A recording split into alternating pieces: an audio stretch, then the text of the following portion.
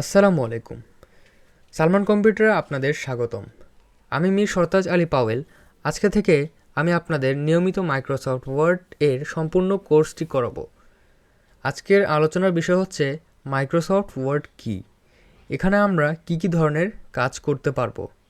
তো প্রথম প্রশ্নটাতে যদি আমরা আসি, তাহলে মাইক্রোসফট ওয়ার্ড হলো একটি টাইপোগ্রাফি সফটওয়্যার, অর্থাৎ লেখালেখি করা সম্পর্কিত একটি সফটওয়্যার।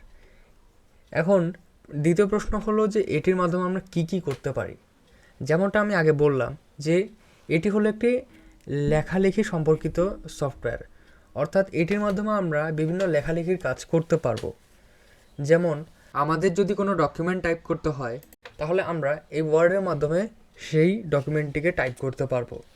অথবা যদি কোনো বই লেখার থাকে, অথবা কোনো দলিলপত্র যদি বানানোর থাকে, বা যদি প্যারাগ্রাফ লেখার লাগে, অথবা কোনো রকম আর্টিকেল লেখার প্রয়োজন পড়ে, তাহলে আমরা এই সফটওয়্যারটিকে ইউজ করতে পারবো।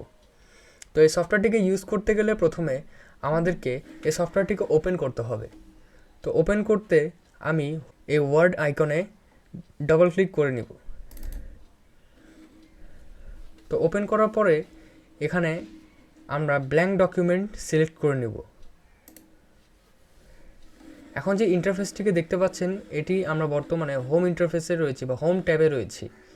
এই উপরের এই লাইনগুলোতে যেগুলো দেখতে পাচ্ছেন অপশান, এই অপশানগুলোকে ট্যাব বলা হয়। এক একটি অপশান এক একটি ট্যাব বলা হয়। যেমন আমরা বর্তমানে হোম ট্যাবে রয়েছি, এর পাশে রয়েছে ইনসার্ট ট্যাব, এর পাশে রয়েছে ডিজাইন ট্যাব।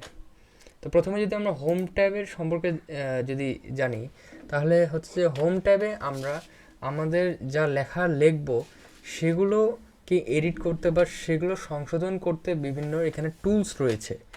মানে আমরা যেগুলো এখানে লেখালেখি করব, সেই সীমিত লেখার মধ্যে আমরা এই টুলসগুলোকে অ্যাপ্লাই করতে পারবো।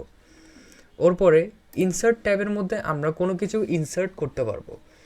যেমন অনলাইন থেকে কোনো পিকচার অ্যাড করতে পারবো, বা আমাদের ডিভাইস থেকে কোনো পিকচার অ্যাড করতে পারবো, অথবা পেজ ব্রেক করতে পারবো, মানে সাইট থেকে ব্রেক করতে পারবো।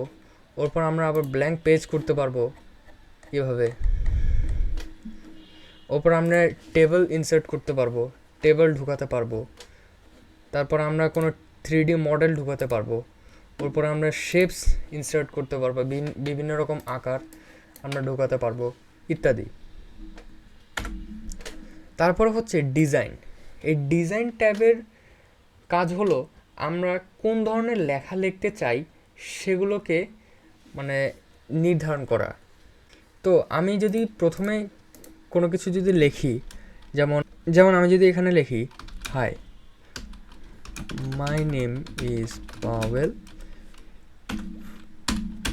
I am an student.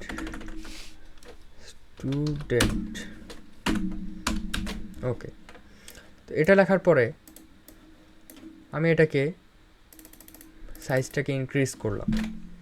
এখন আমি যদি চাই এই লেখাটিকে এরকম না রেখে আমি অন্য ডিজাইনেও দিতে পারবো।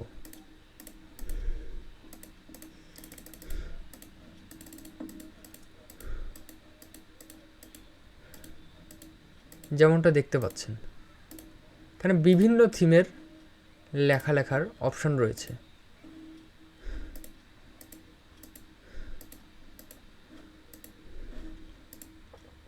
ওকে, তো ডিজাইন ট্যাব থেকে আমরা দেখলাম যে আমরা কিভাবে লেখার ধরনকে চেঞ্জ করতে পারি। আমরা চাইলে পেজের ডিজাইন এই ডিজাইন ট্যাবের মাধ্যমে চেঞ্জ করতে পারি। তারপরে এরপরে আসে লেআউট। এই লেআউটের মাধ্যমে আমরা পেজের মার্জিন, ওরিয়েন্টেশন, সেটা পোর্ট্রেট হবে নাকি ল্যান্ডস্কেপ, ওরপরে পেজের সাইজ A4 হবে নাকি লেটার হবে, নাকি লিগ্যাল হবে, নাকি স্টেটমেন্ট হবে, নাকি A3 হবে, নাকি A5 হবে, এরকম বিভিন্নভাবে আমরা এই সাইজকে নির্ধারণ করতে পারি। তো আমরা যদি চাই আমাদের কাস্টম মানে নিজের মতো করে এখানে আমরা উইডথ আর হাইট হিসেবে এখানে লিখে আমাদের পেজের সাইজ দিতে পারি। তো আজকের এই ভিডিওতে আমরা কি শিখলাম, হোম ট্যাবের মাধ্যমে আমরা সীমিত এই পেজের মধ্যে থাকা সীমিত লেখাগুলোকে চেঞ্জ করতে পারবো, অথবা এগুলাতে কাস্টমাইজ করতে পারবো। ওপরে ইনসার্ট ট্যাব থেকে আমরা কিছু ইনসার্ট করতে পারবো, যদি পিকচার্স লাগে বা টেবল লাগে এরকম, তাহলে আমরা এগুলো ইনসার্ট করতে পারবো বিভিন্ন জিনিস। ওপরে ডিজাইন ট্যাবের মাধ্যমে আমরা আমাদের বা লেখার যে পেজের যে ধরনটা ওটাকে চেঞ্জ করতে পারবো। ওপরে লেআউট থেকে আমরা আমাদের পেজের মার্জিনস, ওরিয়েন্টেশন, সাইজ, কলামস ইত্যাদি আমরা সিলেক্ট করতে পারবো, অথবা আমরা এগুলোকে নির্ধারণ করতে পারবো আমাদের সুবিধা মতো। এরকমই আমাদের মাইক্রোসফট ওয়ার্ডের টিউটোরিয়াল ভিডিও পেতে আমাদের ফেসবুক পেজটিকে ফলো করুন এবং আমাদের সাথেই থাকুন। ধন্যবাদ। আশা করি পরের ভিডিওতে দেখা হবে। আসসালামু আলাইকুম।